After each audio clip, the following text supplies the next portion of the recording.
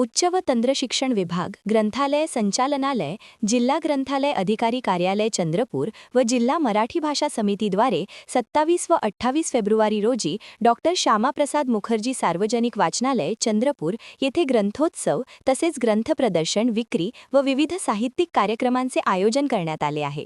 मराठी भाषा गौरव दिनाच्या निमित्ताने आज शहरातील श्यामाप्रसाद मुखर्जी वाचनालयापासून जिल्हा ग्रंथालयापर्यंत एका ग्रंथदिंडीचे आयोजन करण्यात आले। शहरातील ग्रंथप्रेमी वाचक, नागरिक आणि विद्यार्थी यात सहभागी झाले।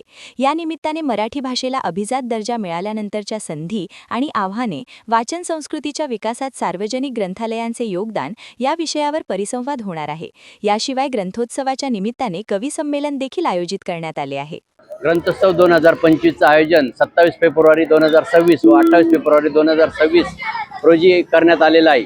या ग्रंथोत्सवाचं वैशिष्ट्य म्हणजे या ग्रंथोत्सवामध्ये आपण लहान वाचकांना, बालवाचकांना समोर ठेवून बालवाङ्मयाची अनेक पुस्तके इथं प्रदर्शन आणि विक्रीमध्ये मांडलेली, त्याशिवाय 2 दिवस वेगवेगळे सांस्कृतिक साहित्यिक कार्यक्रम आयोजन केलेला आहे।